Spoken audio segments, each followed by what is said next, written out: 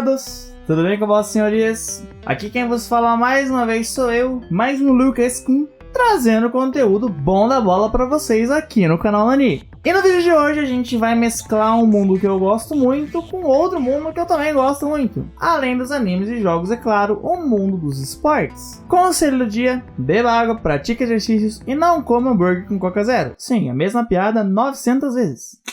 E bom, para começar juntando animes e esportes, vamos começar por um esporte que para nós brasileiros é febre, igual tirar sarro dos amigos, mas para os japoneses ele acabou se popularizando um pouco mais recentemente de quando se comparado ao beisebol, por exemplo, que é o famigerado Saka, ou o nosso querido futebolzinho. Existem várias animações e mangás que tratam sobre o futebol, mas hoje eu quero fazer algo um pouco mais fechadinho, como uma espécie de projeto. Então hoje a gente vai falar sobre um anime e mangá que saiu recentemente, a gente vai falar sobre Blue Lock e as origens do futebol japonês. Blue Lock é um mangá escrito por Muneyuki Koneshiro e ilustrado por Yusuke Nomura e serializado desde agosto de 2018.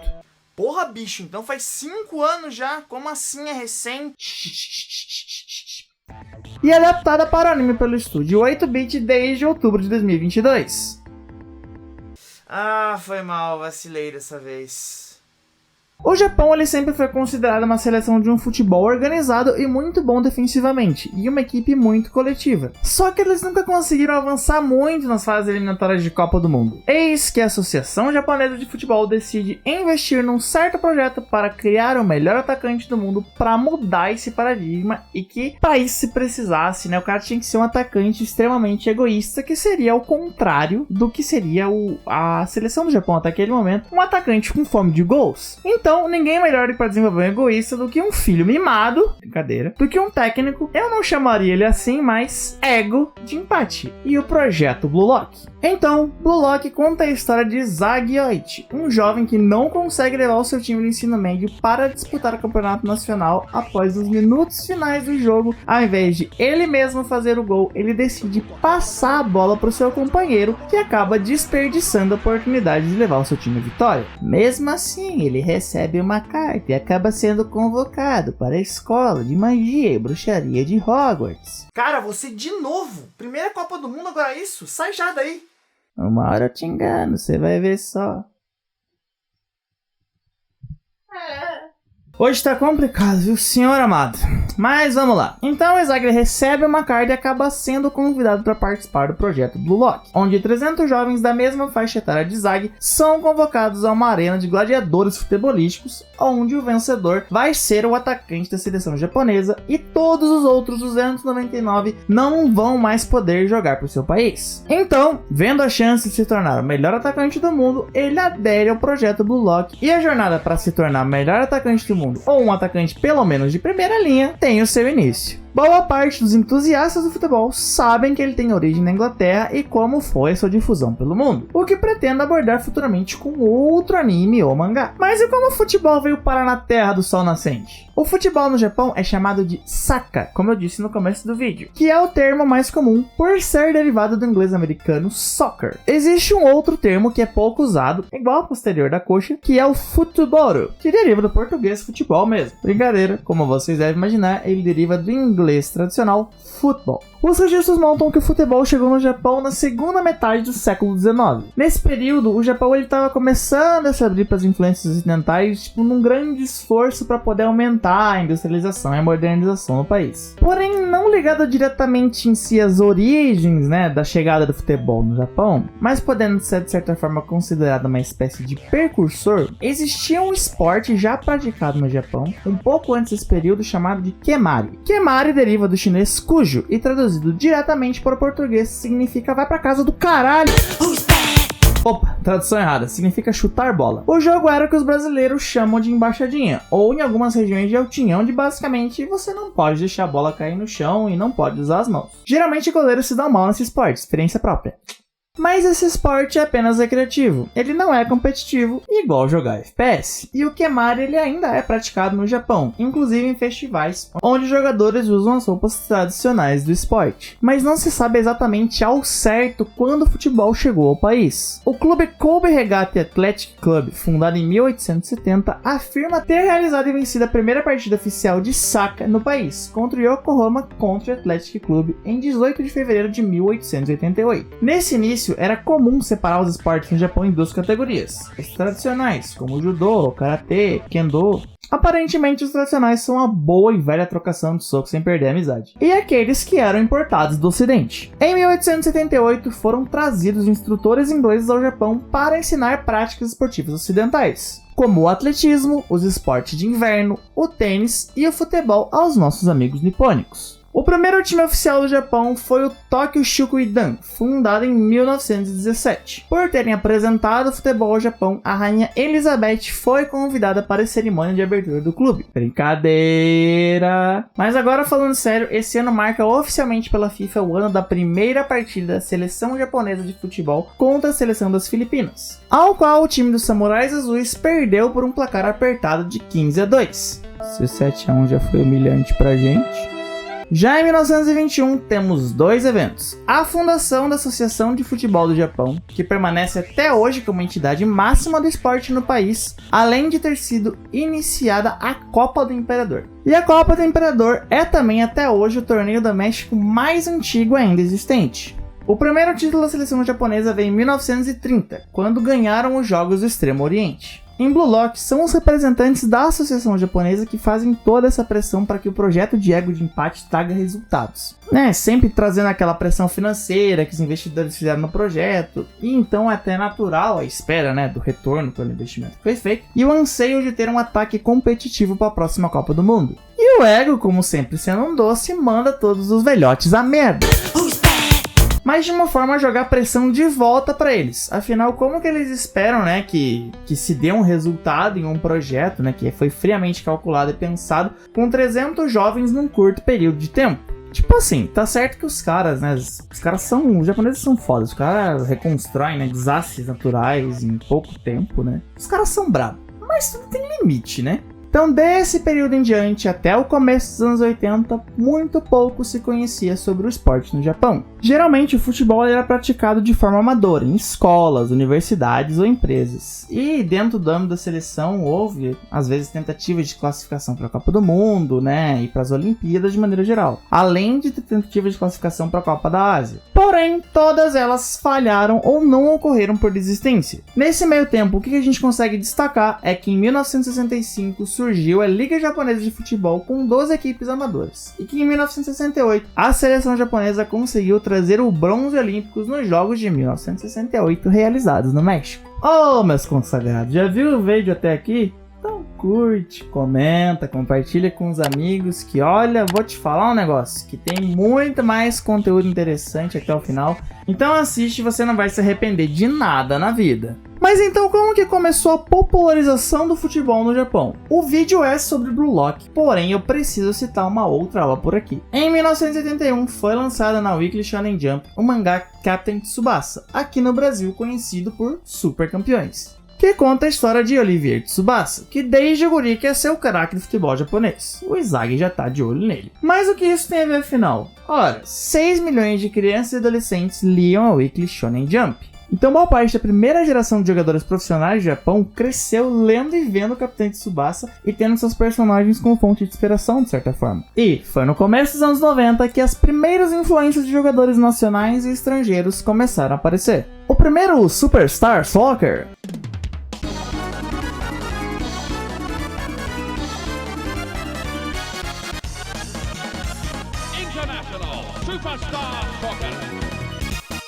para os japoneses, foi um jogador que começou sua carreira aqui no Brasil. Kazuyoshi Miura, conhecido como Kazu, aos 15 anos veio de Maikuya aqui pro Brasil. Então, desde 1982, e passando por alojamentos de clubes e a base da Juventus, além de ele auxiliar em programas de intercâmbio juvenil e jogando as Olimpíadas dos Imigrantes aqui no Brasil em 1986, em 1986, ele começou sua carreira profissional no Santos, sendo o primeiro japonês a conquistar uma posição num grande clube brasileiro. Durante 4 anos ele atuou no Brasil, além do Santos em clubes como Palmeiras, Matsubara, CRB, 15 de Jaú, onde já tinha jogado pelos juniores, e o Coritiba. Em 1990 ele chegou ao Yomiuri FC, atual Toque Verde em 1969, com status de celebridade. E em 1992, o futebol japonês se profissionaliza enfim com a criação da J-League, a liga Liga de Futebol Japonesa, mesmo que o primeiro Championship tenha sido disputado apenas em 1993. Então o Kazu acaba naquele momento sendo o melhor jogador japonês profissional de sua geração e ele tá no auge da carreira, né? Ele sendo elevado à condição de estrela pela mídia japonesa e ídolo por todos os torcedores. E ele chegou a jogar 2 temporadas na Europa, atuando pelo Genoa em 1994 e pelo Dinamo Zagreb em 1999. De 95 a 98 ele atuou pelo Verde Kawasaki, de 99 a 2000 pelo Kyoto Purple Sanga, de 2001 a 2005 pelo Vissel Kobe e posteriormente foi para o Yokohama FC. Além disso, de 90 a 2000, Kazu jogou pela seleção japonesa, jogando 91 jogos e anotando 56 tentos. E após o Kazu, outros grandes jogadores se formaram e se tornaram grandes, jogando inclusive em grandes clubes da Europa e fora do Japão, como Shinji Kagawa, que esteve em clubes como Borussia Dortmund, e Keisuke Honda, que jogou pelo CSKA Moscou, pelo Milan e pelo Botafogo aqui no Brasil. Porém, não foram só os próprios japoneses que fizeram o futebol se popularizar no Japão. O Dragan Stojkovic, por exemplo, jogou em 1965 pelo Nagoya Grampus, mas foram os brasileiros que fizeram uma grande festa em solo japonês. Podemos citar alguns nomes, desde alguns nomes menos conhecidos como Alex, não do Fenerbahçe, que foi cedo para o Japão com 16 anos e acabou se naturalizando japonês. Ou Wagner Lopes, que começou nas categorias de base do Grêmio e foi para o Japão para se profissionalizar. Ou até mesmo o Rui Ramos, que foi em 77 para o Japão, quando o fute ainda não era pro, para jogar no time de uma empresa. Ou nomes de jogadores que foram para lá após atuar no Brasil, como Emerson Passos, ou o nosso querido Sheik, já que a moda agora é jogar na Arábia, Bismarck Barreto Faria, Washington Cerqueira, o nosso eterno coração valente, Marquinhos Cambalhota, Alex Mineiro, mineiro mesmo de Minas, criado no América, Magno Alves, que já jogou em 967 clubes brasileiros, e Alcindo Satori, também chamado de Arucindo pelos nossos amigos nipônicos. Além disso, técnicos como Toninho Cerezo, se você falar de 82 ele vai embora, Emerson Leão, Joel Santanation e Paulo Autuori. E além desses caras, 4 jogadores da seleção titulares já passaram pelo futebol japonês. José Roberto Gama da Oliveira, popularmente conhecido como o cara que estava no armário com Romário, Bebeto, atuando no Kashima Antlers, Leonardo Nascimento do Araújo, ou só Leonardo mesmo, sim, aquele que foi técnico do Milan, também atuou no Kashima em 1996, e Carlos Caetano Bledorn Verri jogando pelo Júbilo Iwata depois de despedir dos outros 6 anões da Branca de Neve, o capitão do Tetra e ex-técnico da seleção brasileira, Dunga. Mas peraí, eu disse 4 e só falei 3, mas como vocês me conhecem e sabem que eu sou um malandão, eu deixei, obviamente, o melhor pro final. E não só o melhor, mas é porque realmente esse cara merece mais destaque com relação à sua participação no futebol japonês. Arthur Nunes Coimbra, o nosso eterno galinho de Quintino, o Zico, fez história no Japão. Os japoneses sabem que o rei do futebol, ou Saka no Sama, é o Pelé. Mas no Japão, a idolatria acabou ficando com o Zico. O Zico chegou aos 38 anos lá no Kashima Antlers também. E mesmo sendo considerado um idoso para o futebol na época, Zico jogou por 3 anos lá e em 1973 levou o Kashima ao vice-campeonato japonês. O Zico ele sempre procurou ao mesmo tempo respeitar o futebol japonês e tentar trazer inovação para o esporte no país. E após ele se aposentar como jogador, o Zico permaneceu como assessor técnico e posteriormente como técnico do Kashima, levando o clube a ser tetracampeão da primeira divisão do futebol japonês. Então o nome do Zico se tornou extremamente popular quando se fala em futebol no Japão. Inclusive o Zico ele posteriormente chegou a treinar a seleção japonesa.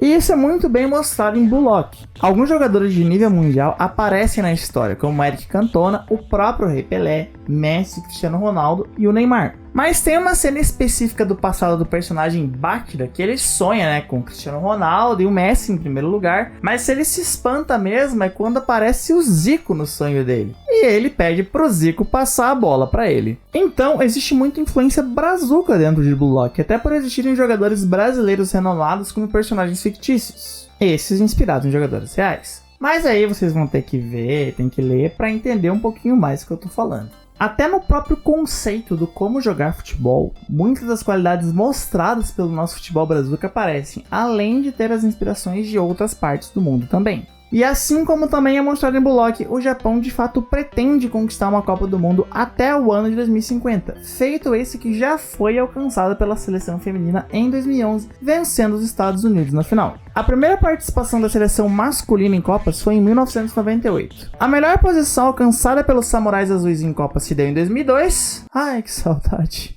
Quando sediou o torneio lá da Coreia, em 2010, 2018 e 2022, quando a seleção japonesa alcançou as oitavas de final da competição. Já em termos de competições continentais, a seleção japonesa já participou das Copas das Confederações em 2001, onde ela conseguiu ser vice-campeã, e em 2013. Já com relação à Copa da Ásia, o Japão tem 4 títulos, sendo o primeiro deles no ano de fundação da J-League lá em 1992, o que ajudou ainda mais na expansão do futebol, por exemplo. Em 2000, 2004 e 2011 são os outros 3 títulos. Além disso, em se tratando de clubes, o Japão foi sede de vários torneios do Mundial de Clubes, tendo representantes de seu país alcançando a 3ª colocação em algumas ocasiões, como por exemplo, em 2007 com o Red Diamonds e em 2008 com o Gamba Osaka. Agora uma última curiosidade antes de entrar com a humilde opinião desse que vos fala. Você sabe por que a seleção japonesa é conhecida como Samurais Azuis e por que eles usam o azul ao invés das cores branca e vermelha japonesas? Não existe um documento oficial dizendo a razão, porém acredita-se que é tudo com base na superstição, afinal os japoneses são supersticiosos, é só ver